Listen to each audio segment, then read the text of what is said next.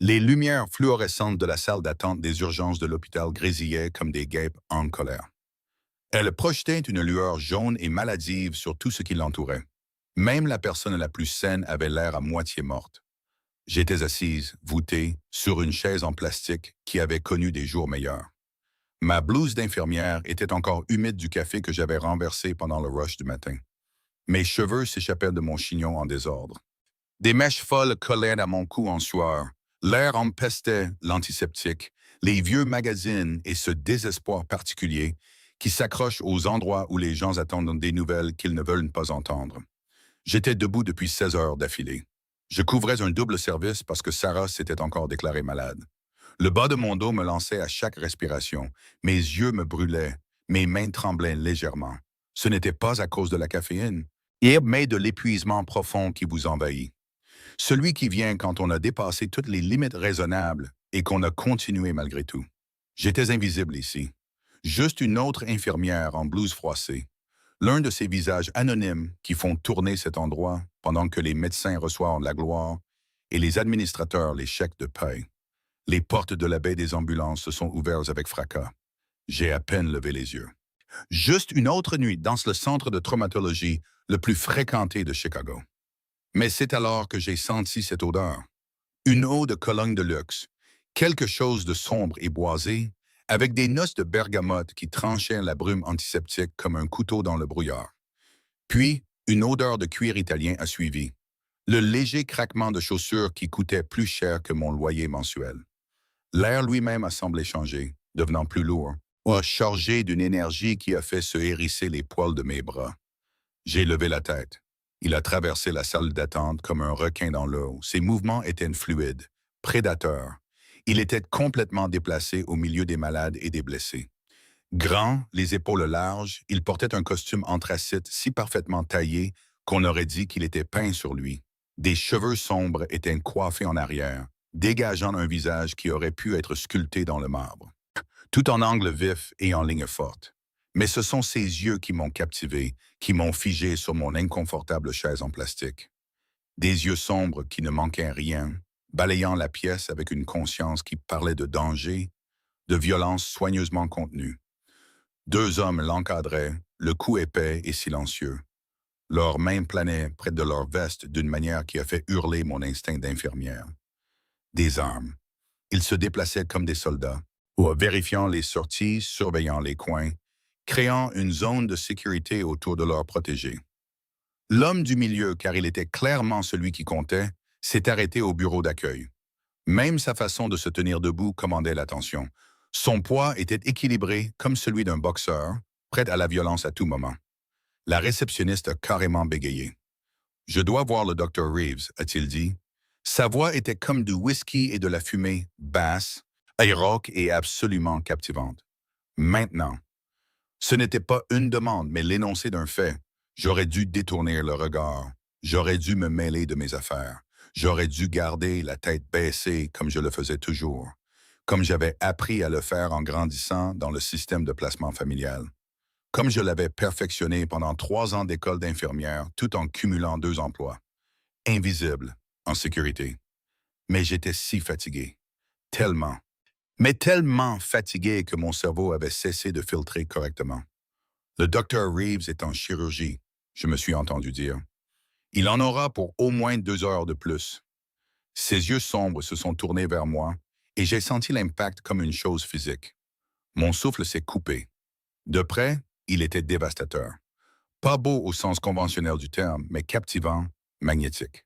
Une cicatrice traversait son sourcil gauche et une autre longeait sa mâchoire, témoignant d'un passé violent. Son regard m'a cloué à ma chaise et j'ai vu qu'il me voyait vraiment pour la première fois. Ses yeux ont parcouru mon visage épuisé, ma blouse tachée, mes baskets usées.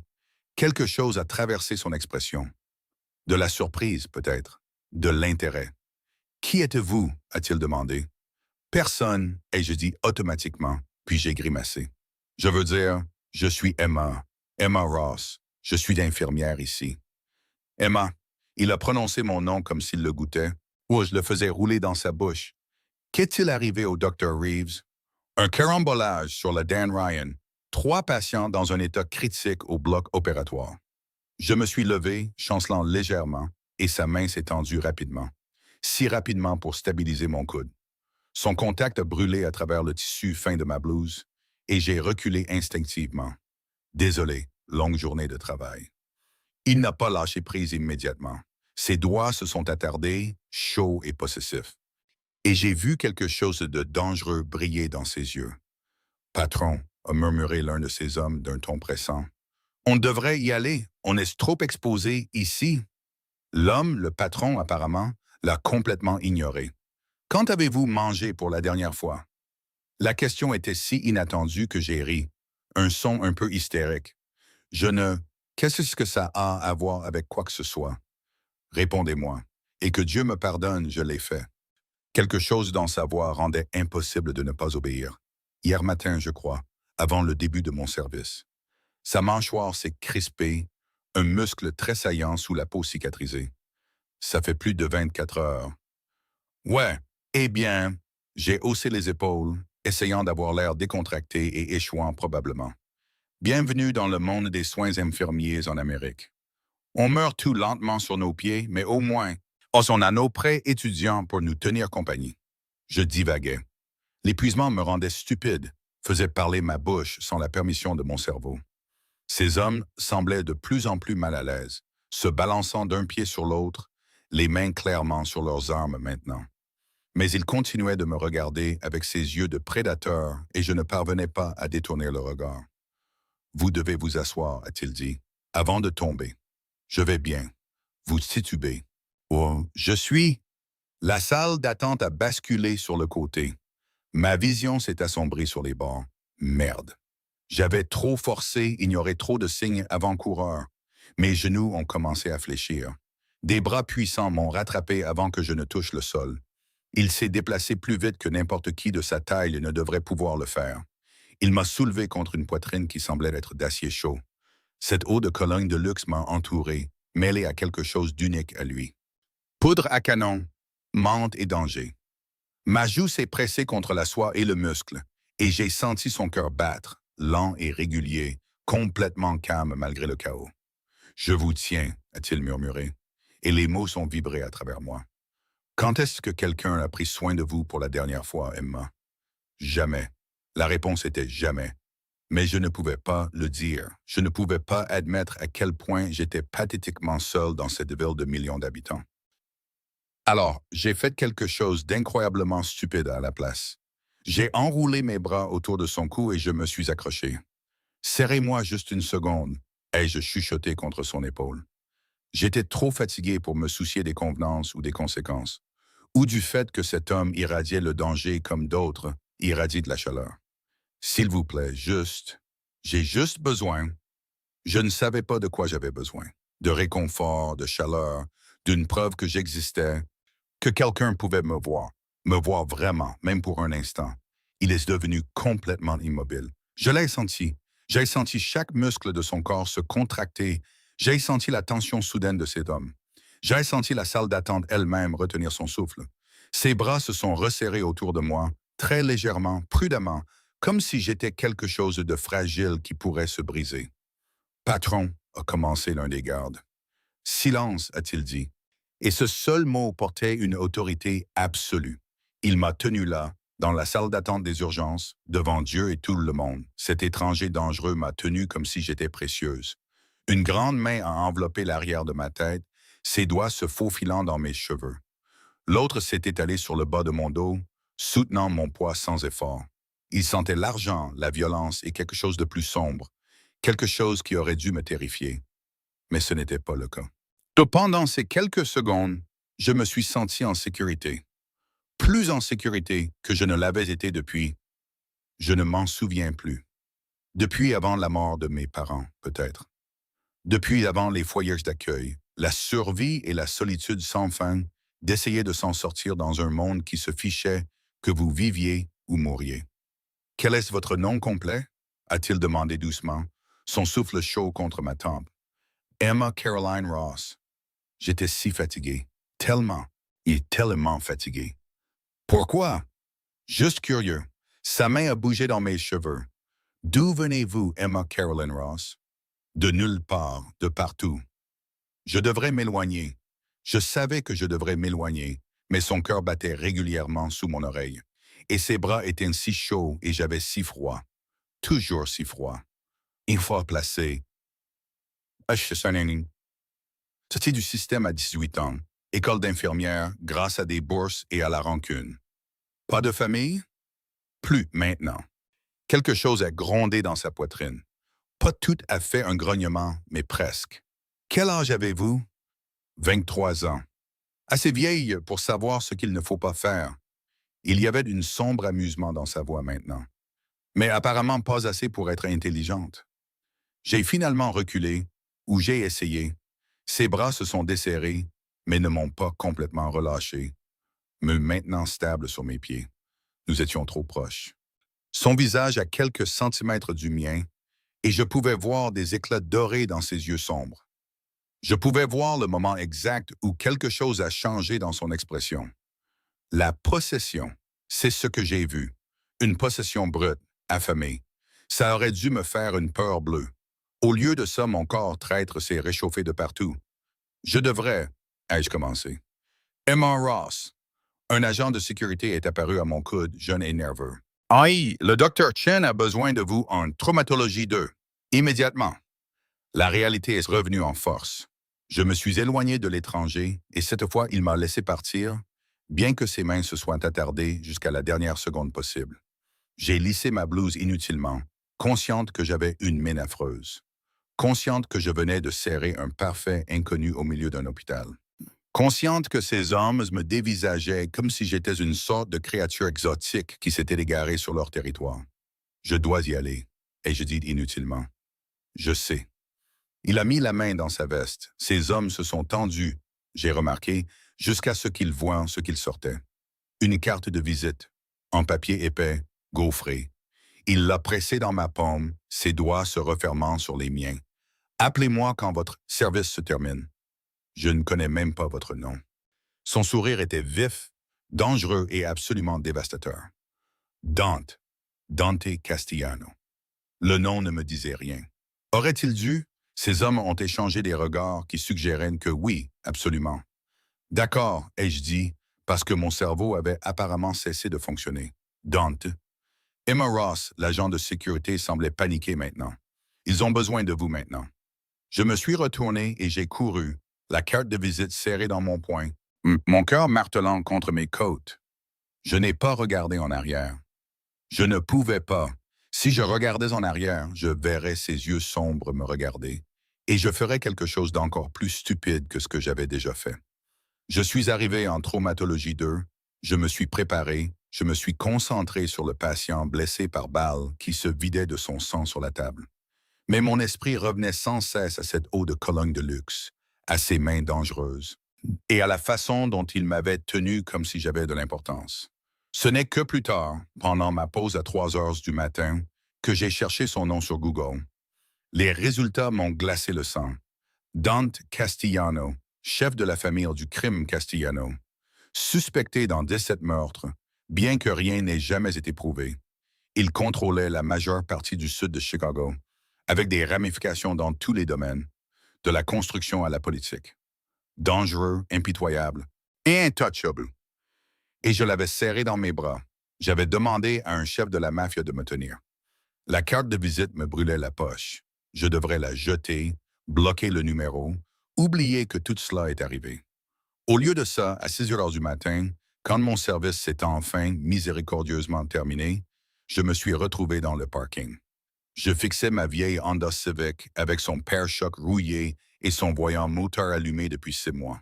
Où l'aube se levait sur la ligne d'horizon de Chicago, peignant tout en nuances de rose et d'or. Mon téléphone a vibré. Numéro inconnu. Avez-vous déjà mangé?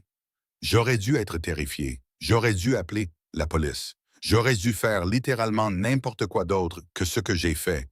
J'ai répondu par texto. Non. La réponse a été immédiate. Où êtes-vous?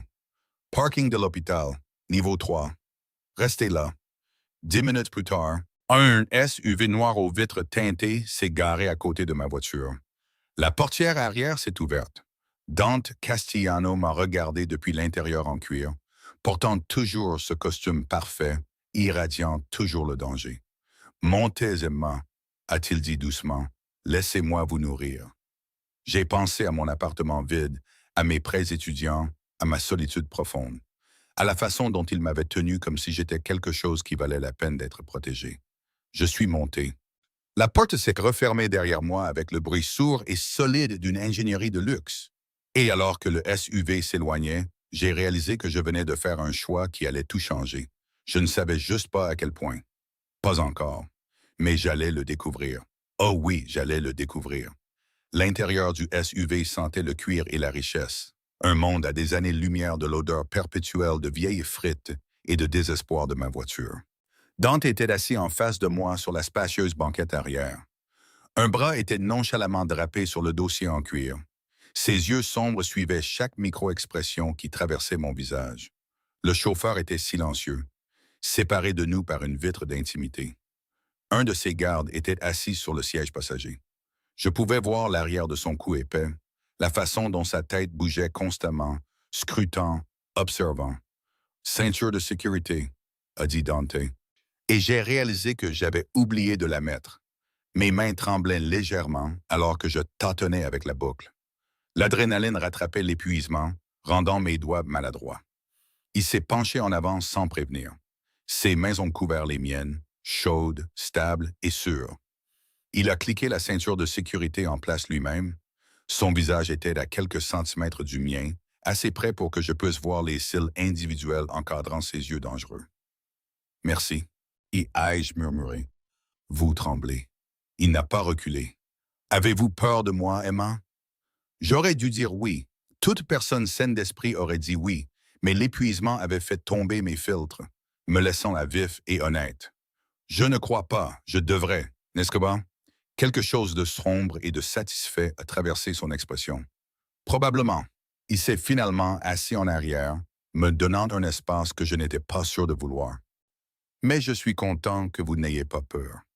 Le SUV se déplaçait en douceur dans les rues matinales de Chicago. À travers les vitres teintées, je regardais la ville se réveiller. Des camions de livraison, des navetteurs matinaux, des sans-abri blottis dans les embrasures de portes. Ma ville, l'endroit où j'avais lutté pour survivre pendant 5 ans, me battant pour chaque centimètre de terrain. « Où allons-nous » ai-je demandé. « Quelque part de sûr. » Il a sorti son téléphone. Il a tapé quelque chose avec des mouvements rapides et efficaces. « Quelque part où vous pourrez manger sans être interrompu. » Je dois dormir à un moment donné. Je travaille encore ce soir.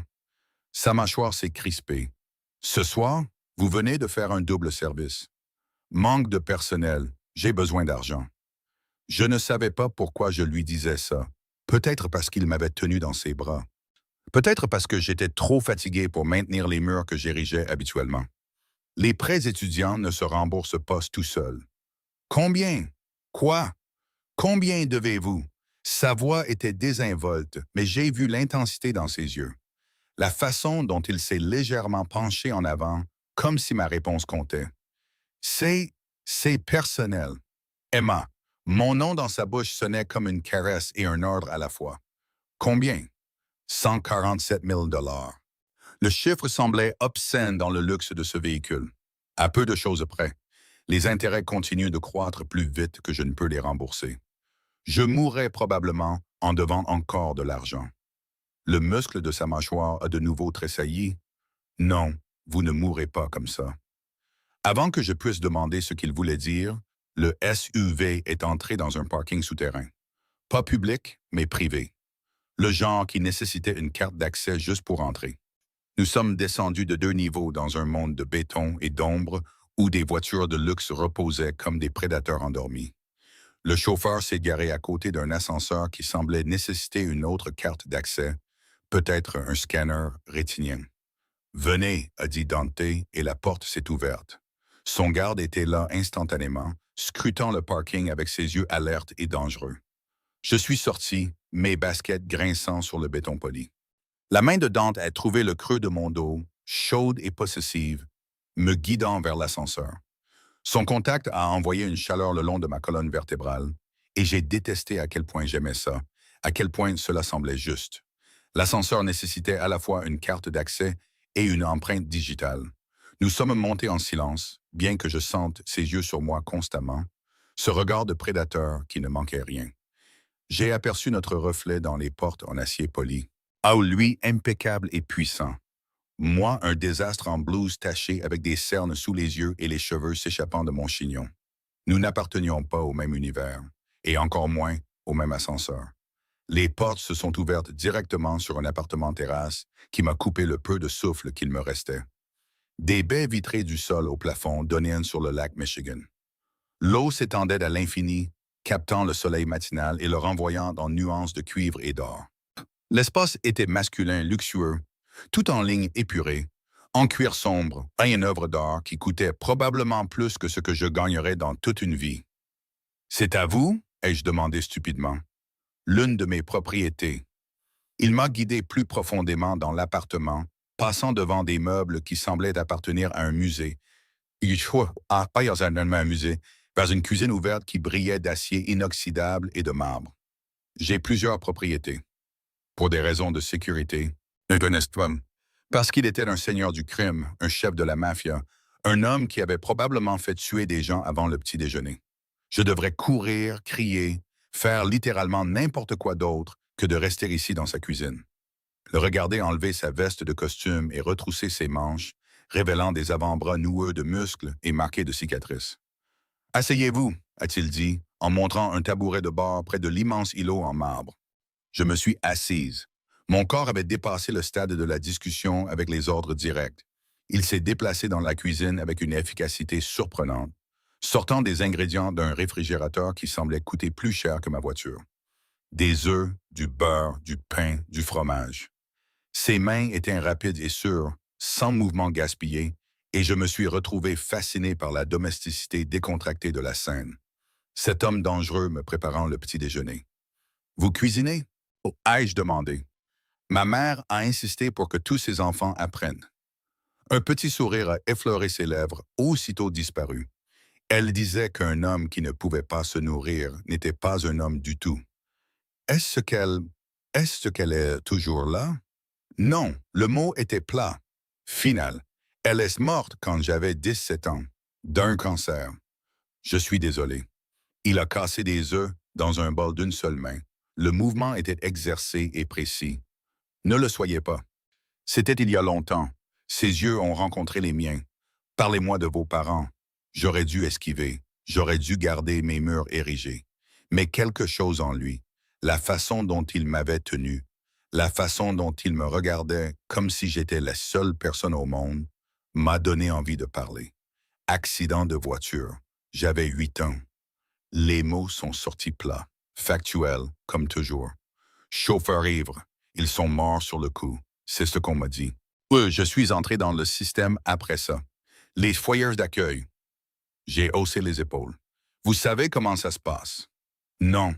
Il a ajouté du beurre dans une poêle. Le grésillement était fort dans la cuisine silencieuse. Je ne sais pas. Dites-moi. Alors je l'ai fait.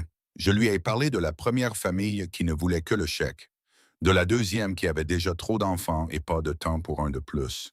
De la troisième où le père avait les mêmes baladeuses. Je lui ai parlé d'apprendre à être invisible, à ne prendre aucune place, à survivre de reste et de volonté, d'être sorti du système à 18 ans avec rien d'autre qu'un sac poubelle plein de vêtements et la détermination d'être plus qu'une autre statistique. Il a écouté pendant qu'il cuisinait, son visage impassible. Mais ses mains devenaient plus rudes avec les ingrédients, cassant les œufs plus fort que nécessaire, fouettant avec une violence à peine contenue. La famille avec le père. A-t-il dit doucement, dangereusement. Quel était son nom? Ça n'a pas d'importance. C'était il y a 10 ans. Son nom, Emma. La façon dont il l'a dit a noué mon estomac avec quelque chose qui n'était pas tout à fait de la peur. Richard Morrison. Mais je ne suis resté là que 3 mois avant qu'il ne me déplace. Ce n'est pas grave, je vais bien. Vous n'allez pas bien, il a servi les œufs. Des omelettes parfaitement moelleuses avec du fromage et des herbes que je ne pouvais pas identifier. Il en a posé une devant moi avec du pain grillé qui semblait fait maison. Vous vous tuez au travail, vous ne mangez pas. Vous ne dormez pas. Vous êtes seul dans une ville qui vous mâchera et vous recrachera sans une seconde pensée. Je survis. Survivre n'est pas vivre. Il s'est assis en face de moi, sa propre assiette intacte, me regardant avec ses yeux sombres et intenses. Manger. Et j'ai pris la fourchette. L'omelette était parfaite, fondant sur ma langue, et j'ai réalisé que j'étais affamé. J'ai mangé comme quelqu'un qui venait de se souvenir que la nourriture existait, l'engloutissant sans grâce ni manière. Il a regardé chaque bouchée, ce regard possessif devenant plus fort. Quand travaillez-vous à nouveau? A-t-il demandé. Ce soir. 19 heures. Ça vous laisse 12 heures. Il a sorti son téléphone. Il a tapé quelque chose. Vous dormirez ici. J'ai failli m'étouffer avec mon pain grillé. Quoi? Non, je ne peux pas. Vous êtes morte de fatigue, Emma. Vous allez vous écraser en rentrant chez vous. Il l'a dit comme si c'était déjà décidé. Il y a une chambre au bout du couloir. Des draps propres, des rideaux occultants. Vous dormirez et quand vous vous réveillerez, nous parlerons. Parler de quoi? De tout. Il s'est levé, a contourné l'îlot vers moi et mon cœur s'est emballé. Il s'est arrêté assez près pour que je doive pencher la tête en arrière pour rencontrer ses yeux. Vous m'avez serré dans vos bras hier soir. Vous avez demandé à un étranger de vous tenir. Vous avez l'habitude de faire ça? Non. Ma voix est sortie haletante. Jamais. Je ne sais pas pourquoi j'ai fait ça. Moi si. Sa main s'est levée et j'ai cru qu'il allait toucher mon visage. Mais il s'est arrêté juste avant, ses doigts planant près de ma joue. Vous avez reconnu quelque chose en moi. La même chose que j'ai reconnue en vous. Qu'est-ce que c'est? La solitude. Le mot est resté suspendu entre nous, brut et honnête. Le genre qui ne s'en va pas, peu importe le nombre de personnes qui vous entourent. Le genre qui vous rend invisible même dans une pièce bondée. Ma gorge s'est nouée. Vous n'êtes pas que vous avez des gens, des gardes, une famille probablement. J'ai des employés, des soldats, des gens qui me craignent ou qui veulent quelque chose de moi. Sa main a finalement établi le contact, son pouce effleurant ma pommette avec une douceur dévastatrice. Mais seul, oui, Emma, je suis terriblement seul. Je le suis depuis plus longtemps que je ne veux l'admettre. Je ne pouvais plus respirer. Je ne pouvais plus penser. Son contact me faisait des choses, me donnait envie de choses que je n'avais pas le droit de vouloir d'un homme comme lui. Je devrais y aller, ai-je murmuré. Non, pas un ordre cette fois. Une supplique. Restez, dormez. Laissez-moi. Il a fait une pause. Laissez-moi prendre soin de vous, juste pour aujourd'hui. Chaque instinct de survie que j'avais affiné en 23 ans me hurlait de fuir. Cet homme était dangereux. Cette situation était insensée. Je ne le connaissais pas. Je ne savais pas ce qu'il voulait de moi ni quel prix je paierais pour accepter son aide. Mais mon Dieu, j'étais si fatigué de me battre seul. D'accord, je me suis entendu dire. Juste pour aujourd'hui. Son sourire était petit mais sincère, transformant son visage de dangereux à dévastateur. Venez, je vais vous montrer la chambre. Il m'a conduite dans un couloir bordé d'autres œuvres d'art coûteuses jusqu'à une chambre plus grande que tout mon appartement. Le lit était immense, habillé de ce qui ressemblait à du coton égyptien dans des tons de charbon et de crème. Les rideaux occultants qu'il avait mentionnés étaient déjà tirés, faisant de la pièce une grotte paisible. La salle de bain est par là, a-t-il indiqué une porte. Servez-vous de tout ce dont vous avez besoin. Je serai dans mon bureau si vous avez besoin de moi. Il s'est tourné pour partir, et avant que je puisse m'en empêcher, j'ai attrapé sa main. Il s'est figé, regardant l'endroit où ma petite main agrippait la sienne, plus grande. Merci, ai-je dit doucement, pour tout ça, la nourriture, l'endroit pour dormir, pour m'avoir vu. Quelque chose a flambé dans ses yeux, chaud, et possessif et affamé. Il a porté ma main à ses lèvres, a pressé un baiser sur mes jointures, qui a envoyé de l'électricité dans tout mon bras. Je vous vois, Emma Caroline Ross. Croyez-le. Puis il est parti, fermant doucement la porte derrière lui. Et j'étais seul dans la chambre d'un chef de la mafia, me demandant dans quoi diable je m'étais embarqué. J'ai utilisé la salle de bain, avec ses accessoires en marbre et en or, et une douche qui avait probablement une meilleure pression d'eau que tout mon immeuble. J'ai trouvé un T-shirt dans le placard qui sentait comme lui. Le danger et l'eau de Cologne de luxe. Je l'ai mis parce que ma blouse était dégoûtante et que j'étais trop fatigué pour me soucier des limites. Je suis tombé dans ce lit immense et je me suis endormi avant même que ma tête ne touche complètement l'oreiller. J'ai rêvé d'yeux sombres, ou de mains dangereuses et de la sensation d'être tenu comme si j'avais de l'importance. Quand je me réveillerais, tout serait différent. Je ne savais juste pas à quel point. Pas encore. Je me suis réveillé dans les ombres et la soie, désorienté et endolori. Pendant un instant, je n'ai pas su où j'étais. Le lit était trop moelleux, les draps trop chers, l'obscurité trop complète. Puis les souvenirs sont revenus en force. L'hôpital, l'étreinte, Dante Castellano et ses yeux dangereux. J'ai attrapé mon téléphone sur la table de chevet. 16h47. J'avais dormi près de 9 heures d'affilée. Le genre de sommeil profond et sans rêve que je n'avais pas connu depuis des mois. Mon corps était lourd, réticent à bouger. Mais mon service commençait dans 2 heures et je devais rentrer chez moi, me doucher, mettre une blouse propre. La porte de la chambre était fermée, mais je pouvais entendre des bruits provenant d'ailleurs dans l'appartement. Des voix basses et le tintement d'un verre, des pas. Je suis sorti du lit, soudain hyper consciente que je ne portais que son T-shirt et tous vêtements, le tissu m'arrivant à mi-cuisse. Ma blouse était pliée proprement sur une chaise. Je ne me souvenais pas de l'avoir mise là. Quelqu'un était entré pendant que je dormais. Ça aurait dû me terrifier. Au lieu de ça, quelque chose de chaud et de dangereux s'est déroulé dans mon estomac. Je me suis habillé rapidement dans ma blouse froissée. J'ai refait mon chignon et j'ai ouvert la porte. La pièce principale de l'appartement s'était transformée. Là où elle était vide ce matin, elle contenait maintenant des hommes.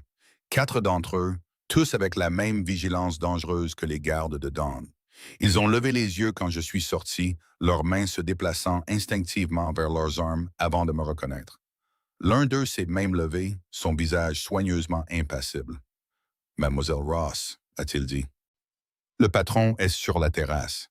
J'ai suivi son doigt pointé vers une porte vitrée que je n'avais pas remarquée plus tôt, menant à un espace extérieur. À travers elle, je pouvais voir la silhouette de Dante se découper sur le ciel qui s'assombrissait. Le téléphone était pressé contre son oreille, sa main libre agrippant la balustrade avec une intensité à blanchir les jointures. Je ne devrais pas l'interrompre.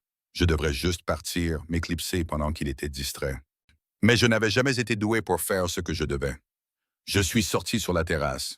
La ligne d'horizon de Chicago s'étalait devant moi, les lumières commençant à scintiller alors que le crépuscule s'installait sur la ville. L'air était frais, portant l'odeur du lac et les bruits lointains de la circulation. Dante se tenait à la balustrade, toujours dans son pantalon de costume et sa chemise blanche de ce matin, bien qu'il ait perdu la cravate et que ses mains soient retroussées. « Je me fiche de ce que pense Marco », a-t-il dit au téléphone, sa voix glaciale. Il accepte l'accord ou je prends son territoire. Ce sont ses options. Une pause. Faites-le comprendre. Je veux une réponse avant minuit où les choses vont mal tourner. Il a mis fin à l'appel, a glissé le téléphone dans sa poche et s'est retourné. Ses yeux sombres m'ont immédiatement trouvé. Et j'ai vu tout son comportement changer. La violence froide s'est dissipée, remplacée par quelque chose de plus chaud ou de plus affamé. « Vous êtes réveillé, a-t-il dit. Je dois rentrer chez moi. Mon service commence bientôt. » Il s'est avancé vers moi, prédateur et déterminé, et j'ai combattu l'envie de reculer. Il s'est arrêté près, trop près, envahissant mon espace d'une manière qui aurait dû être menaçante, mais qui ressemblait plutôt à un retour à la maison. « Vous avez bien dormi ?» a-t-il demandé. « Oui, merci pour tout, mais je devrais vraiment... » « Vous ne conduisez pas. » Il l'a dit comme un fait, absolu et immuable. « Marco vous ramènera chez vous, puis à l'hôpital. Il attendra dans le parking et vous ramènera ici à la fin de votre service. » Me ramener ici? Dante, je ne peux pas juste... Vous ne pouvez pas vous permettre votre appartement. Il l'a dit sans détour, sans cruauté, juste en énonçant un fait qu'il connaissait clairement déjà. J'ai demandé à quelqu'un de se renseigner pendant que vous dormiez. Vous avez 3 mois de loyer de retard. Bon, votre propriétaire a déposé une demande d'expulsion hier. Le sang a quitté mon visage. Vous avez demandé à quelqu'un. Vous avez enquêté sur moi. Je protège ce qui est à moi. Il l'a dit simplement, comme si cela expliquait tout. Et vous êtes devenue mienne au moment où vous avez mis vos bras autour de moi et m'avez demandé de vous tenir. Je ne suis pas à vous. Ma voix tremblait. Je ne vous connais même pas. Vous en savez assez. Sa main s'est levée, me caressant le visage avec une douceur qui contredisait tout ce que je savais de lui. Vous savez que je vous vois. Vous savez que je veux prendre soin de vous. Vous savez que quelque chose s'est passé entre nous dans cet hôpital. Quelque chose que ni l'un ni l'autre ne cherchait, mais dont nous avons tous les deux besoin. C'est insensé. Probablement. Son poussé a tracé ma lèvre inférieure et mon souffle s'est coupé. Mais vous ne fuyez pas. Pourquoi donc? Emma! Parce que j'en avais marre d'être seul. Parce qu'il me regardait comme si j'avais de l'importance. Parce que pour la première fois de ma vie d'adulte, quelqu'un voulait prendre soin de moi au lieu de prendre de moi. Je ne pouvais rien dire de tout ça. Je dois aller travailler. Je sais. Il a baissé la main, a reculé, et j'ai immédiatement regretté la perte de son contact. Marco vous conduira. Mais Emma, sa voix a baissé, dangereuse et possessive. Vous revenez ici ce soir, et pas à votre appartement, ici. Ce n'est pas négociable. Vous ne pouvez pas juste... Je peux, et je le fais. Il a sorti son téléphone, m'a montré un écran que je n'ai pas compris au début. Des virements bancaires, des chiffres avec trop de zéros. Vos prêts étudiants sont remboursés. Votre loyer est à jour jusqu'à la fin de votre bail. Votre voiture est en cours de révision et sera rendue demain, entièrement réparée. J'ai fixé l'écran, mon cerveau refusant de traiter ce que je voyais. C'est plus de 150 000 dollars. De l'argent des poches. Je ne peux pas accepter ça. Je ne peux pas. Ma voix s'est brisée. Pourquoi? Pourquoi feriez-vous ça? Parce que vous êtes à moi maintenant. Il l'a dit avec une telle conviction, une telle certitude absolue. Parce que je vais prendre soin de vous, Emma. Que vous pensiez le vouloir ou non, que cela ait un sens ou non. Vous êtes tombé dans mes bras en demandant du réconfort. Et je vais vous donner tout ce dont vous avez toujours eu besoin et plus de choses que vous ne saviez demander. Je ne comprends pas. Des larmes ont piqué mes yeux, chaudes et importunes. Les gens ne font pas juste. Ça n'arrive pas dans la vraie vie. Ça arrive maintenant.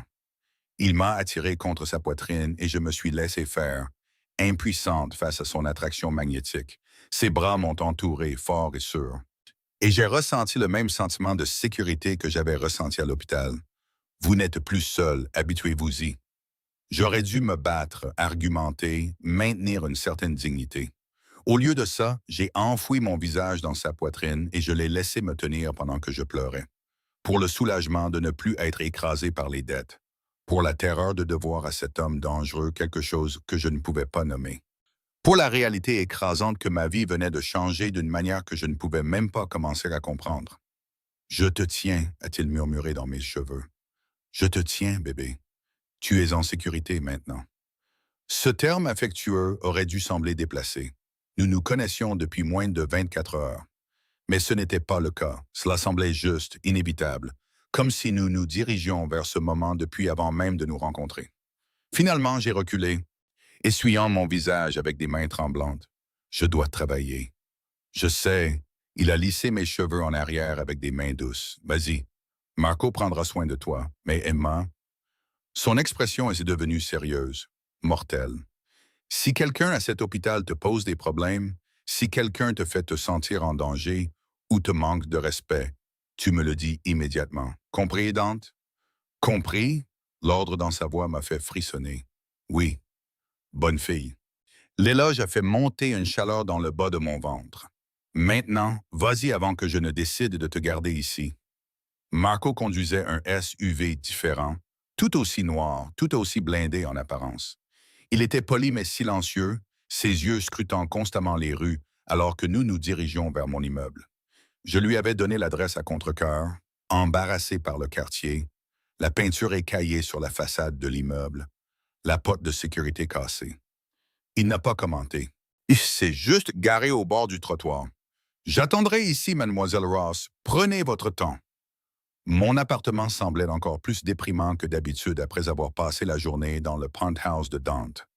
Le studio faisait à peine 40 mètres carrés. Les meubles étaient d'occasion, et le radiateur cliquetait comme s'il était possédé. Mais c'était le mien. Acheté avec mon propre argent, j'y avais survécu grâce à ma propre ténacité. Sauf que ce n'était plus le mien, n'est-ce pas? Dante avait payé mon loyer, payé mes prêts, m'avait rendu dépendante de lui d'un coup de stylo. J'aurais dû être en colère. J'aurais dû me sentir piégé. Au lieu de ça, je me sentais plus légère que je ne l'avais été depuis des années. Je me suis douché rapidement, j'ai mis une blouse propre, j'ai attrapé mon sac. En fermant la porte à clé derrière moi, je me suis demandé si je dormirais un jour de nouveau ici. Marco était exactement là où il avait dit qu'il serait. Et il m'a conduite à l'hôpital en silence, s'arrêtant à l'entrée des employés à exactement 18h55. Je serai dans le parking, niveau 3, quand vous serez prête, mademoiselle Ross, a-t-il dit. Vous allez juste attendre pendant 12 heures. Les ordres du patron. Il l'a dit comme si cela expliquait tout. Peut-être que c'était le cas. Je suis entré à l'hôpital dans un état second, l'esprit en ébullition.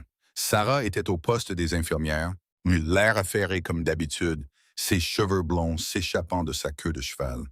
Emma, Dieu merci, on est débordé ce soir. Puis elle m'a vraiment regardé. Putain de merde, tu as vraiment dormi, tu as l'air presque humaine. Oh, merci. Je suis sérieuse. Qu'est-ce qui s'est passé? Tu as rencontré un mec ou quelque chose comme ça? Elle l'a dit en plaisantant, mais j'ai senti mon visage se chauffer. Ou quelque chose comme ça. Ai-je marmonné. Oh mon Dieu, c'est vrai. Ou raconte-moi tout. Est-ce qu'il est beau ou l'as-tu rencontré? Sarah, on va commencer le service. Emma Ross. Une voix différente. Masculine agacée. Le docteur Morrison, sans lien de parenté avec la famille d'accueil, Dieu merci, se tenait derrière moi avec un dossier. J'ai besoin de vous en traumatologie 1 maintenant. Blessure par balle à l'abdomen. Il se vide de son sang. Le travail m'a complètement absorbé après ça. Le service a été brutal. 3 autres blessés par balle, 2 overdoses, un arrêt cardiaque que nous avons perdu malgré tous nos efforts. À 3 heures du matin, j'étais de nouveau à bout de force, mais cette fois, il y avait une différence. Chaque fois que je faiblissais, je pensais au penthouse qui m'attendait, au bras de Dante, au fait de ne pas être seul. Ça me faisait tenir. À 4 heures du matin, pendant une rare accalmie, j'ai vérifié mon téléphone. 7 appels manqués d'un numéro inconnu. 3 textos. As-tu dîné? Emma, réponds-moi. Marco dit que tu n'as pas pris de pause depuis 6 heures. Va manger quelque chose maintenant. Même par texto, je pouvais sentir l'ordre dans ses mots. J'aurais dû être agacé. Au lieu de ça, j'ai souri. J'ai répondu par texto. Nuit chargée, je vais bien. La réponse a été immédiate. Ce n'est pas manger. Il y a un sac pour toi au poste des infirmières. Marco l'a apporté. Je me suis dirigé vers le bureau. Effectivement, il y avait un sac avec mon nom dessus, cher isotherme, d'un restaurant dont je n'avais jamais entendu parler. À l'intérieur, il y avait des pâtes encore chaudes, du pain frais, une salade et un gâteau au chocolat qui semblait coûter plus cher que mon salaire horaire. Sarah a sifflé doucement. D'accord, c'est vraiment un mec bien. Personne n'envoie de la nourriture comme ça à moins d'être sérieux. J'ai mangé dans la salle de pause. Chaque bouchée me rappelait que quelqu'un pensait à moi, prenait soin de moi, s'assurait que j'étais nourri, moi même quand j'oubliais de prendre soin de moi-même. C'était terrifiant et merveilleux à la fois. Le reste du service est été dans un flou. À 7 heures du matin, j'étais de nouveau morte de fatigue, mais Marco attendait exactement là où il avait dit qu'il serait. Il m'a ouvert la porte sans un mot et je me suis effondré sur le siège en cuir. Le penthouse, mademoiselle Ross, a-t-il demandé. J'aurais dû dire non. J'aurais dû insister pour mon appartement. J'aurais dû maintenir une certaine indépendance. Oui, je me suis entendu dire. Le penthouse. Son léger sourire suggérait qu'il ne s'attendait à rien d'autre. Quand nous sommes arrivés, le soleil se levait de nouveau, peignant le lac de nuances de rose et d'or. Marco m'a escorté dans l'ascenseur. Il a utilisé sa propre carte d'accès. J'ai remarqué combien de personnes avaient accès aux espaces privés de Dante. Les portes de l'ascenseur se sont ouvertes directement sur le penthouse. Dante attendait. Il se tenait près de ces immenses fenêtres, sa silhouette se découpant sur le soleil levant. Il portait des vêtements différents de la veille. Un jean sombre et un Henley noir qui moulait sa carrure puissante. Il était resté éveillé toute la nuit. Je pouvais le dire. Il y avait une tension dans ses épaules, une nervosité dans sa posture qui parlait de violence à peine contenue. Quand il s'est retourné et m'a vu, tout en lui a changé. La tension s'est dissipée. Son expression s'est adoucie. Il a traversé l'espace entre nous en 3 longues enjambées et m'a prise dans ses bras sans préambule, sans demander la permission. Je me suis laissé faire, mon corps apprenant déjà sa forme, désirant déjà sa chaleur. Tu vas bien, a-t-il murmuré dans mes cheveux. Ce n'était pas une question. Je vais bien, juste fatigué. Tu as mangé ce que je t'ai envoyé? Oui. J'ai reculé pour le regarder. Merci, tu n'étais pas obligé de faire ça. Je prends soin de ce qui est à moi. Il l'a dit de manière factuelle, comme si c'était la chose la plus naturelle au monde. Sa main s'est levée pour me caresser le visage. Son pouce a tracé les cernes sous mes yeux. Tu es épuisé, viens. Il m'a conduite à la chambre, la même que celle où j'avais dormi la veille. Mais maintenant, elle semblait différente, plus intentionnelle, comme si cela devenait notre espace plutôt qu'une simple chambre d'amis. Il m'a assise sur le bord du lit et s'est agenouillé devant moi, défaisant mes baskets avec des mouvements doux et efficaces. Dante, je peux. Laisse-moi faire. Ses yeux se sont levés vers les miens, sombres et intenses. Laisse-moi prendre soin de toi. Alors je l'ai fait. Je l'ai laissé enlever mes chaussures. Je l'ai laissé m'aider à enlever ma blouse. Ses mouvements étaient cliniques, respectueux, même si je voyais la chaleur dans ses yeux. Il m'a tendu une de ses chemises à nouveau. M'a tourné le dos pendant que je me changeais. Et quand j'ai été prête, il a tiré les couvertures et m'a guidé dans le lit. Dors, a-t-il commandé doucement. Je serai là quand tu te réveilleras. Tu n'es pas obligé de... Emma. Mon nom était un avertissement et une promesse. Je ne vais nulle part. Dors. Je voulais argumenter, maintenir une certaine indépendance, un certain contrôle sur cette situation qui devenait quelque chose que je ne comprenais pas. Mais l'épuisement a gagné. Mes yeux se fermaient déjà alors que ma tête touchait l'oreiller. La dernière chose que j'ai sentie, ce sont ses lèvres se pressant contre mon front, douces et possessives. Mienne, a-t-il chuchoté. Putain de mienne. J'ai dormi. Quand je me suis réveillé cette fois, c'était de nouveau la fin de l'après-midi. La pièce était toujours sombre derrière les rideaux occultants. Mais je n'étais pas seul. Dante était assis dans un fauteuil qu'il avait rapproché du lit. Son ordinateur portable était ouvert sur ses genoux, son visage illuminé par la lueur de l'écran.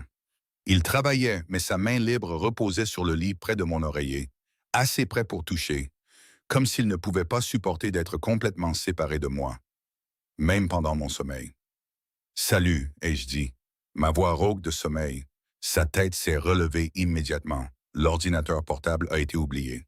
« Salut à toi, comment te sens-tu? »« Mieux. » Je me suis assise et sa chemise, mon corps c'est que c'était maintenant. Sa chemise que je portais pour dormir a glissé d'une épaule. Ses yeux ont suivi le mouvement, s'assombrissant de désir. Il n'a pas essayé de le cacher. Quelle heure est-il? 4 heures et demie. Tu as encore dormi environ 9 heures. Il a fermé l'ordinateur portable, l'a mis de côté et s'est assis sur le bord du lit. Prêt. Trop prêt. Pas assez prêt. Ton service ne commence qu'à 19 heures ce soir. Tu as le temps. Le temps pourquoi? Pour parler. Sa main a trouvé la mienne, entrelaçant nos doigts.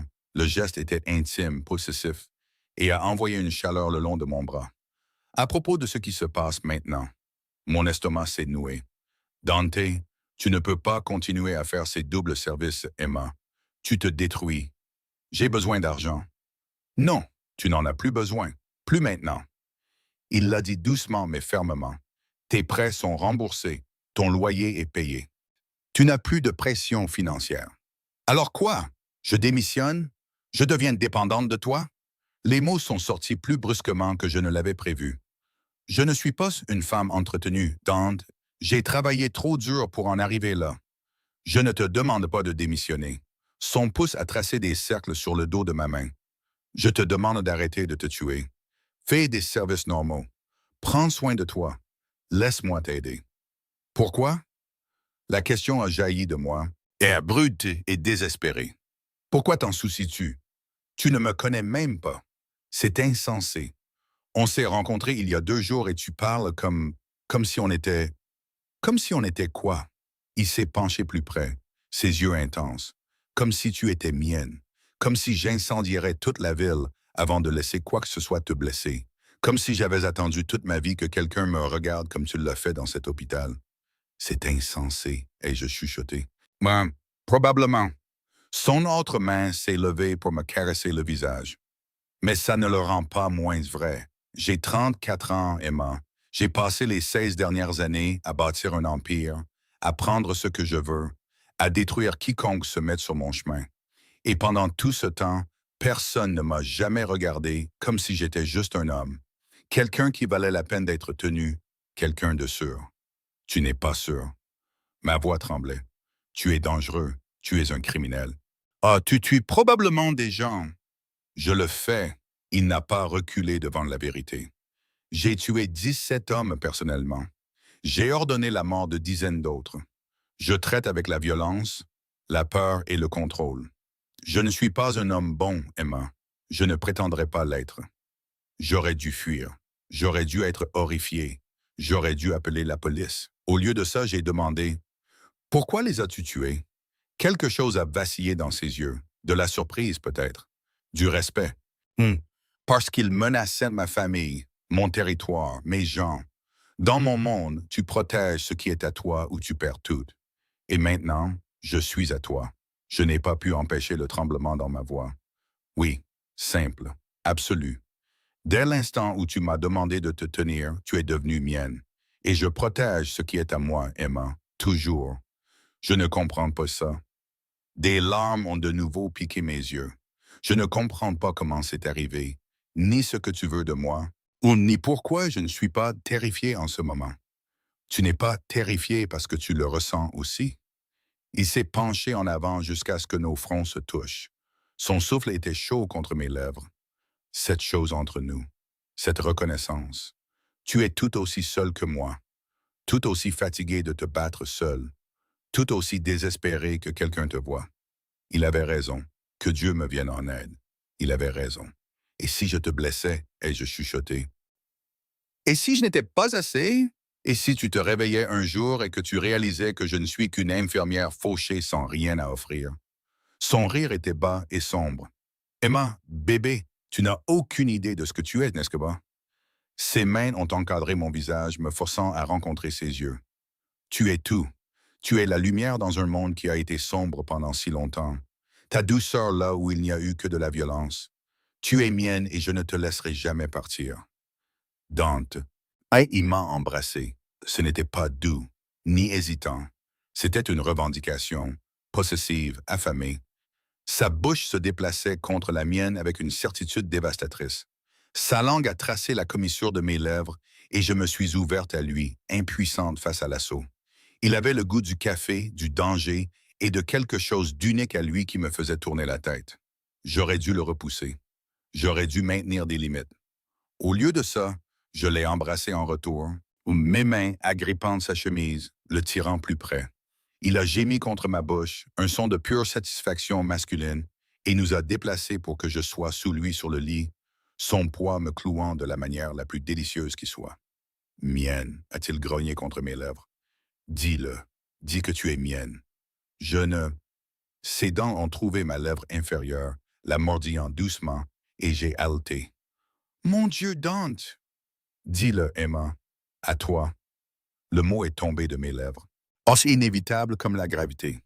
Je suis à toi. Le son qu'il a produit était presque animal. Sa main a glissé sous sa chemise que je portais, trouvant ma peau nue, et je me suis cambré sous son contact, désespéré d'en avoir plus. Plus de contact, plus de chaleur, plus de tout. Son téléphone a sonné. Il l'a ignoré, sa bouche se déplaçant vers mon cou, ses dents raclant ma peau sensible d'une manière qui m'a fait gémir. Il a sonné de nouveau.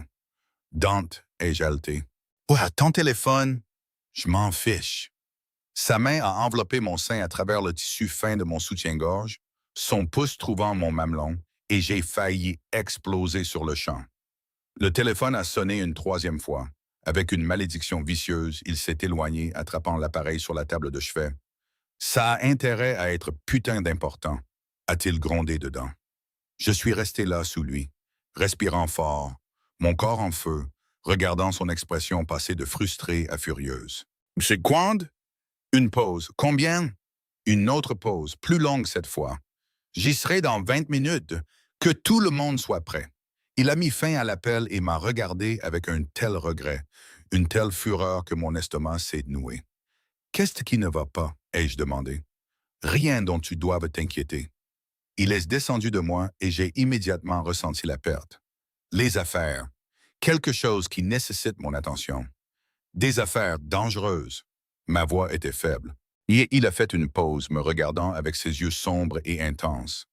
Potentiellement. Mais je gère des affaires dangereuses depuis 16 ans. Je ne vais nulle part, Emma, je te le promets.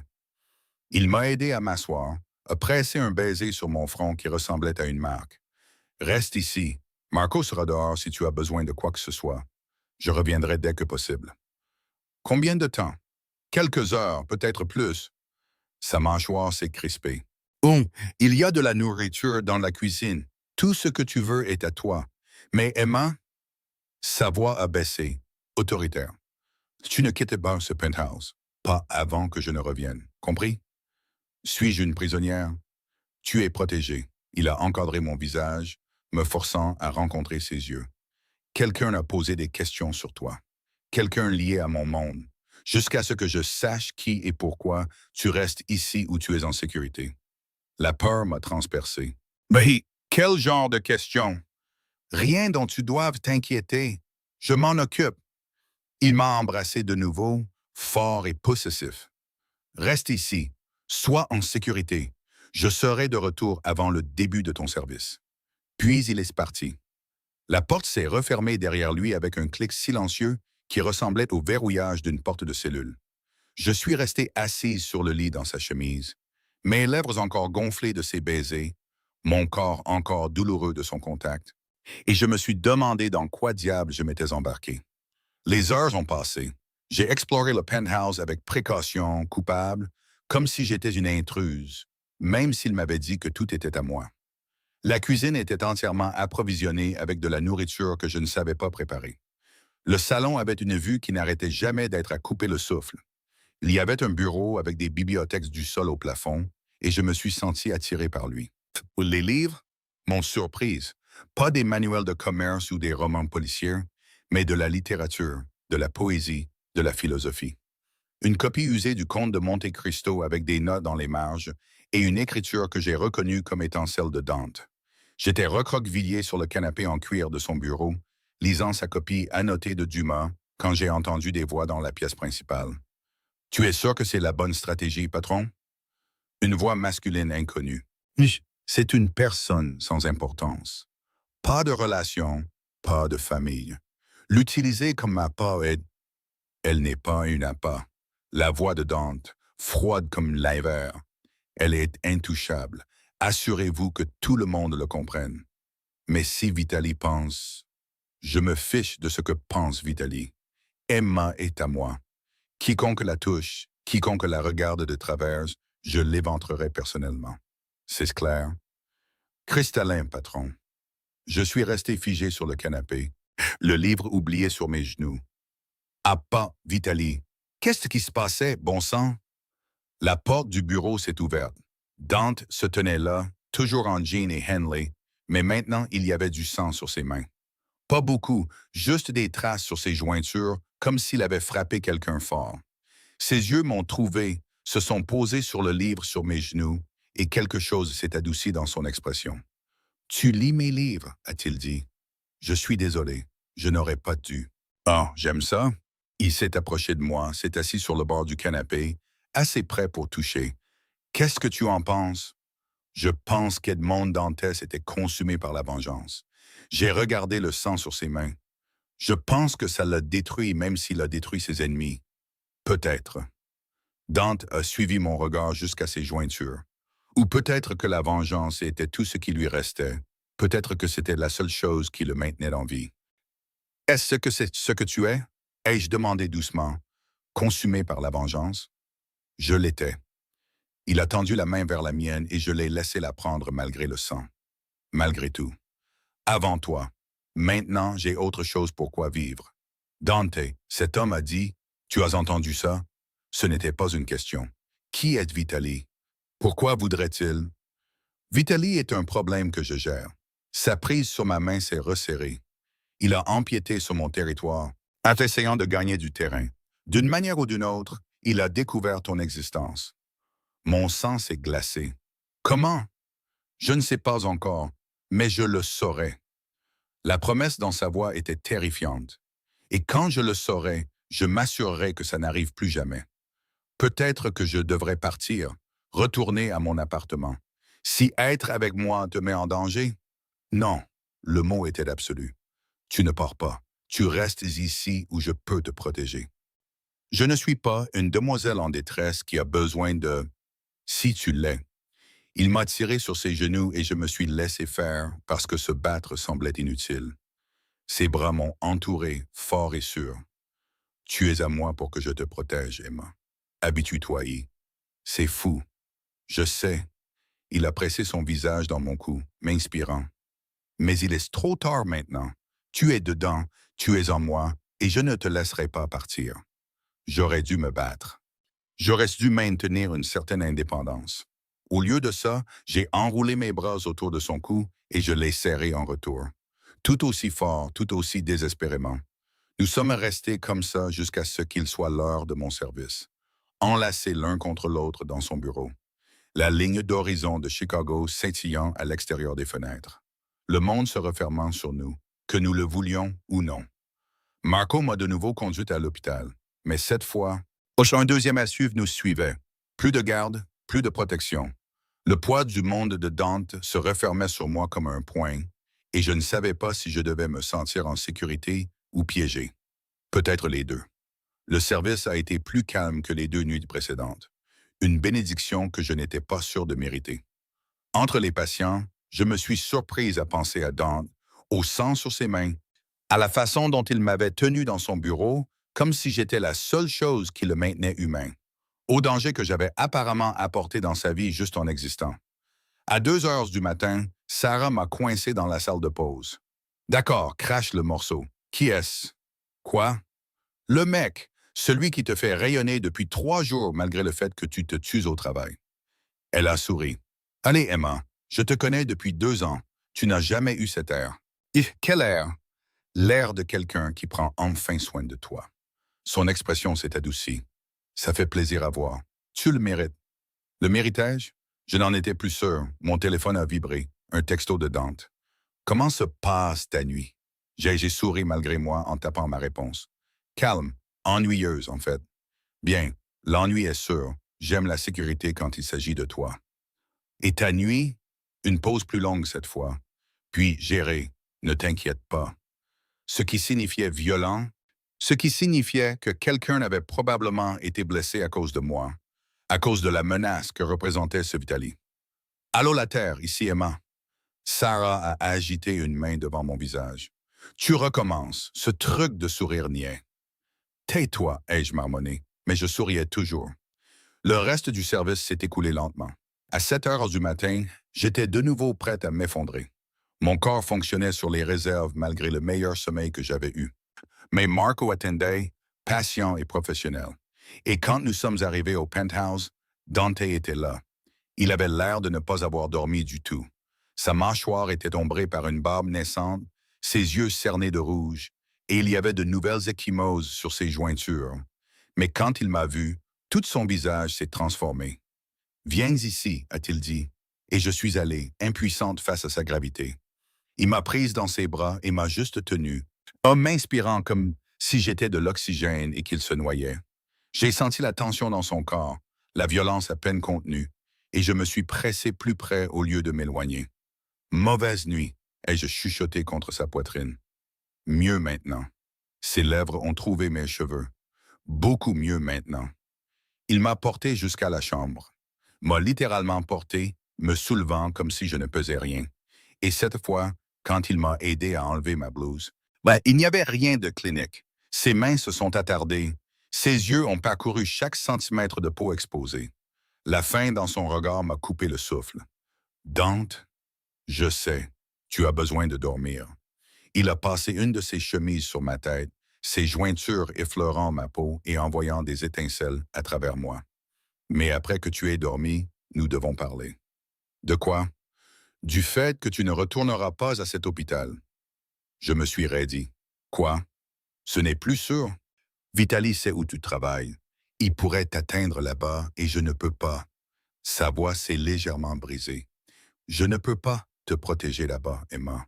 Pas comme je le dois. Alors quoi? Je démissionne? J'abandonne tout ce pourquoi j'ai travaillé? Non, il m'a guidé vers le lit, a tiré les couvertures sur moi. Tu prends un congé quelques semaines, peut-être un mois, juste jusqu'à ce que cette situation avec Vitaly soit résolue. Et après, tu y retournes ou pas. Ou tu trouves autre chose, ce que tu veux. Il s'est assis sur le bord du lit, sa main trouvant la mienne. Mais maintenant, aujourd'hui, j'ai besoin que tu sois en sécurité. S'il te plaît, Emma, ne te batte pas avec moi sur ce point. J'aurais dû me battre. J'aurais dû insister sur mon indépendance, ma carrière, ma vie. Mais j'ai vu la peur dans ses yeux. Une peur réelle, brute et honnête. Et je n'ai pas pu le faire. D'accord, ai-je chuchoté. Quelques semaines. Ou juste jusqu'à ce que ce soit sûr. Le soulagement qui a traversé son visage était dévastateur. Il s'est penché et m'a embrassé, doux, tendre et reconnaissant. Merci, je serai juste ici, maintenant dehors. Et il l'était. Quand je me suis endormi, il était assis à côté de moi. Quand je me suis réveillé des heures plus tard, il était toujours là. Son ordinateur portable ouvert, mais ses yeux sur moi, toujours sur moi, comme si j'étais la chose la plus importante dans son monde. Bon, les jours se sont estompés après ça. J'ai appelé l'hôpital et j'ai pris un congé maladie. Pas difficile à organiser vu le nombre d'heures que j'avais travaillé. Le monde de Dante m'a complètement absorbé. J'ai appris les rythmes de sa vie, la danse dangereuse du pouvoir et de la violence qui gouvernait ses journées. Des hommes balaient et venaient du penthouse. Des réunions se tenaient à huis clos. Des appels téléphoniques étaient passés en italien, rapides et durs. Et à travers tout ça, Dante me gardait près de lui, protégé, chérie. Il m'a appris à cuisiner de la vraie cuisine italienne et à les recettes que sa mère lui avait enseignées. Nous passions des soirées dans la cuisine, ses mains guidant les miennes, son corps pressé contre mon dos, sa voix basse à mon oreille alors qu'il expliquait la bonne façon de faire des pâtes fraîches. Il m'a emmené faire du shopping, a insisté pour m'acheter des vêtements qui m'allaient vraiment. Ouais, qui me faisait me sentir belle au lieu d'invisible. Il détestait quand je protestais contre les dépenses, m'embrassait pour me faire taire et me disait que prendre soin de moi était son privilège, pas mon fardeau. Il m'a fait l'amour pour la première fois une semaine après mon emménagement. Lent, prudent et dévastateur. Ses mains adorant chaque centimètre de ma peau. Sa voix chuchotant des promesses en italien que je ne comprenais pas, mais que je sentais dans mes os. Et après, quand j'étais allongé dans ses bras, en sécurité, rassasié et complètement possédé, il m'a dit qu'il m'aimait. Ça aurait dû être trop tôt. Ça aurait dû ressembler à de l'obsession, de la possession ou quelque chose de malsain. Au lieu de ça, ça ressemblait à un retour à la maison. Je t'aime aussi, ai-je chuchoté en retour, et je l'ai senti sourire contre mes cheveux. Mais le danger rôdait toujours aux abords de notre bulle. Vitaly était toujours là, toujours une menace, et je pouvais voir la tension dans les épaules de Dante chaque fois que son téléphone sonnait. La façon dont ces hommes me regardaient avec un mélange de respect et d'inquiétude. J'étais la faiblesse du patron, sa vulnérabilité, son seul point faible dans un monde qui punissait la douceur. Tout a basculé 2 semaines après que j'ai arrêté de travailler. Je me suis réveillé pour trouver le côté de Dante du lit vide, des voix s'élevant dans le salon. J'ai enfilé une de ses chemises et je suis sorti pieds nus, suivant le son de la dispute. On ne peut pas la garder enfermée ici pour toujours, patron. Vitaly va juste continuer à pousser jusqu'à... Jusqu'à quoi? La voix de Dante était de glace. Jusqu'à ce que je l'abandonne, que je la lui livre, ça n'arrivera jamais, Marco. Jamais. Je ne dis pas de l'abandonner. Je dis de l'utiliser, d'attirer Vitaly. On sait qu'il veut l'utiliser contre toi. Laisse-le penser qu'il peut l'atteindre, et quand il fera son mouvement... Non, le mot était absolu. Emma est intouchable. Trouvez un autre moyen. Je suis entré dans la pièce. 4 hommes étaient assis autour de la table à y manger de Dante, tous se tournant pour me regarder avec diverses expressions de surprise et de respect. Dante se tenait au bout de la table, et la fureur sur son visage quand il m'a vu m'a fait m'arrêter net. Emma, retourne te coucher. Non, j'ai croisé les bras. Si c'est à propos de moi, je mérite de savoir ce qui se passe. Emma, dis-moi. J'ai gardé ma voix stable malgré la peur qui vibrait dans moi. S'il te plaît, dis-moi la vérité. Il m'a fixé pendant un long moment, la mâchoire serrée, puis a congédié ses hommes d'un geste sec. Ils sont sortis en silence, nous laissant seuls. Vitaly a découvert pour le père d'accueil, a finalement dit Dante. Richard Morrison, celui qui t'a touché. Mon sang s'est glacé. Comment? Il a des gens partout et il a découvert que je... La mâchoire de Dante s'est crispée. Je me suis occupé de Morrison quelques jours après que tu m'en aies parlé. T'en es occupé? Ma voix est sortie faible. Tu veux dire... Je veux dire qu'il ne touchera plus jamais un autre enfant. Aucun remords dans sa voix. Aucun regret. Il méritait pire que ce que je lui ai donné. J'aurais dû être horrifié. J'aurais dû fuir en hurlant. Au lieu de ça, voilà, j'ai senti quelque chose de chaud et de sombre se déployer dans ma poitrine.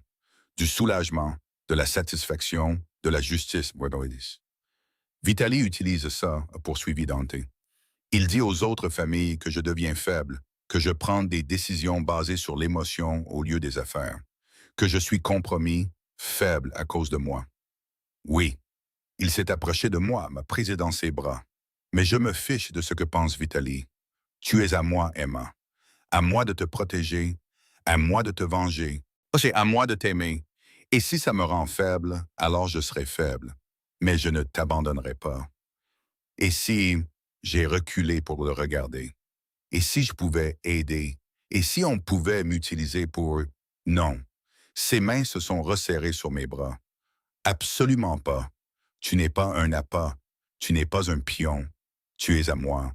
Et je protège ce qui est à moi. Mais si ça pouvait mettre fin à ça... Emma, il a encadré mon visage, me forçant à rencontrer ses yeux. Écoute-moi très attentivement. J'incendierais toute cette ville avant de laisser quiconque t'utiliser.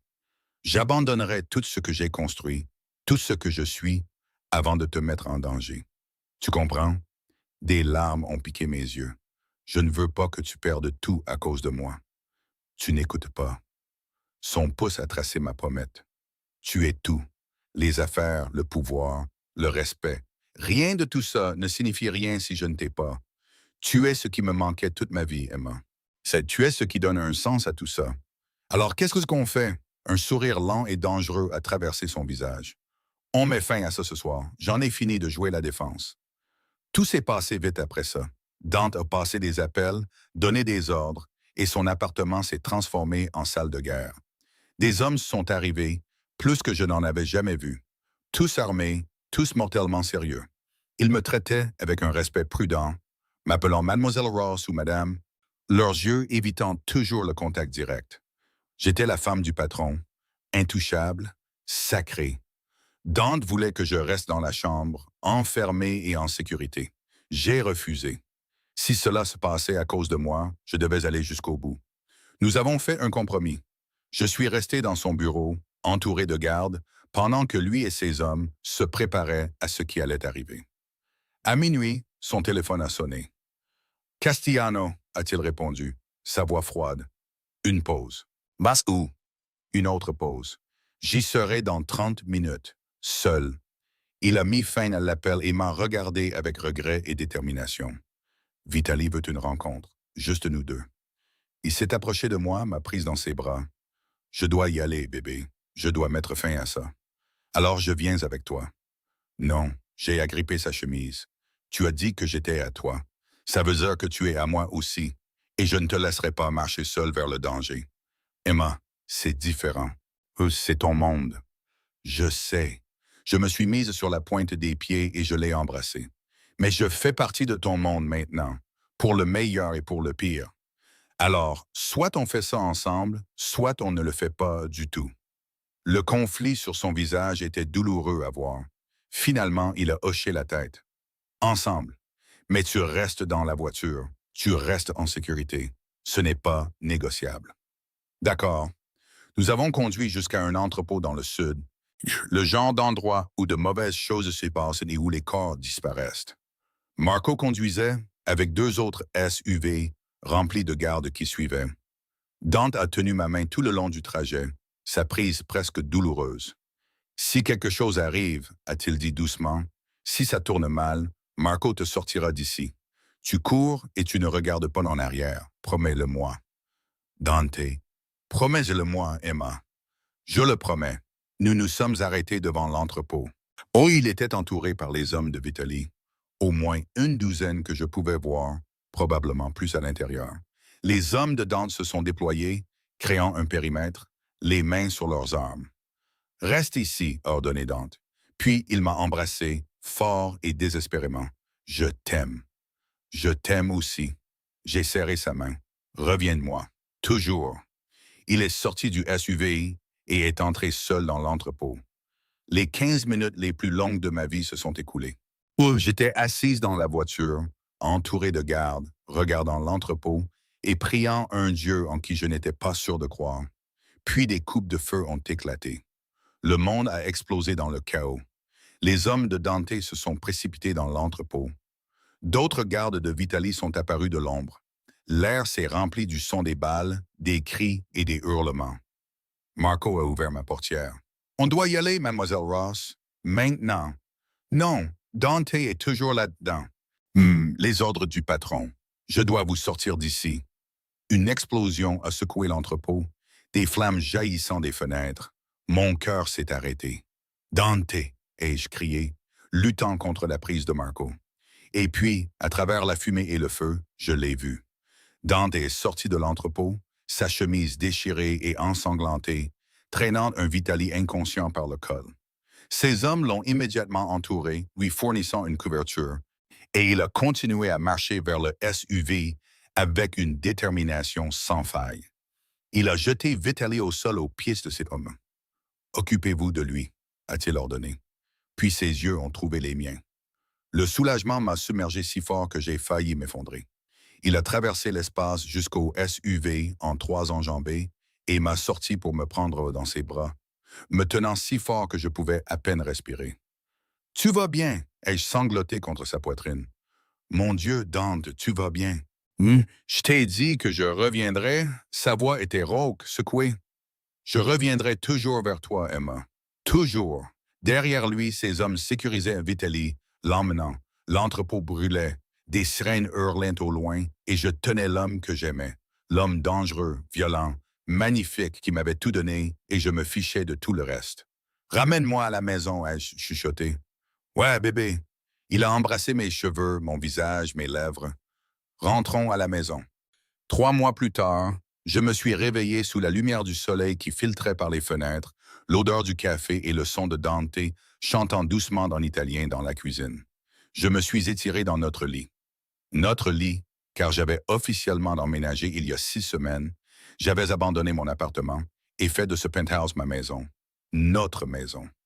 Je l'ai trouvé près de la cuisinière, préparant le petit déjeuner en simple pantalon de pyjama, son dos musclé bien en vue. Boshi s'est retourné quand il m'a entendu, ce sourire dévastateur traversant son visage. « Bonjour, ma belle. »« Bonjour. » J'ai roulé mes bras autour de lui par derrière, pressant mon visage contre sa peau chaude. « Qu'est-ce que tu prépares? »« Ton préféré, du pain perdu avec des fraises. » Il s'est tourné dans mes bras, m'a embrassé lentement et profondément. « J'ai une surprise pour toi. »« Encore une? Dante, tu viens de m'acheter une voiture. » Pas ce genre de surprise. Il m'a conduite à la table à manger où se trouvait une enveloppe. « Ouvre-la. » À l'intérieur se trouvait une lettre du centre médical de l'Université Rush, l'un des meilleurs hôpitaux de Chicago. Une lettre d'offre. Directrice des soins infirmières d'urgence. Salaire à 6 chiffres. Avantages sociaux complets.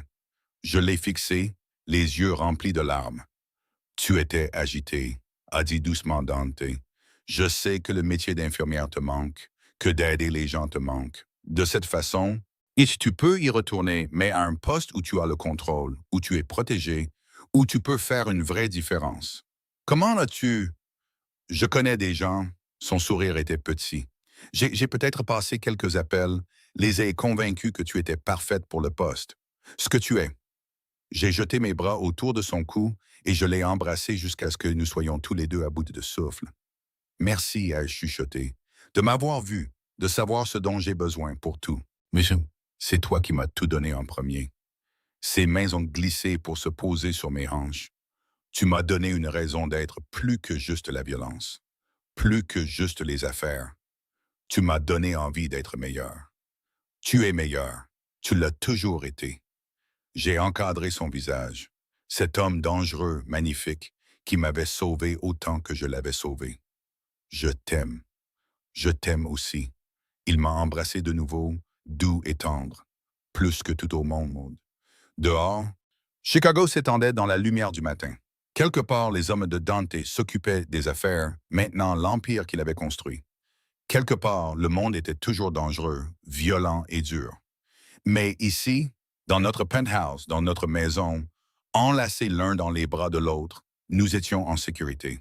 Nous étions aimés. Nous étions à la maison. Et ça valait tout.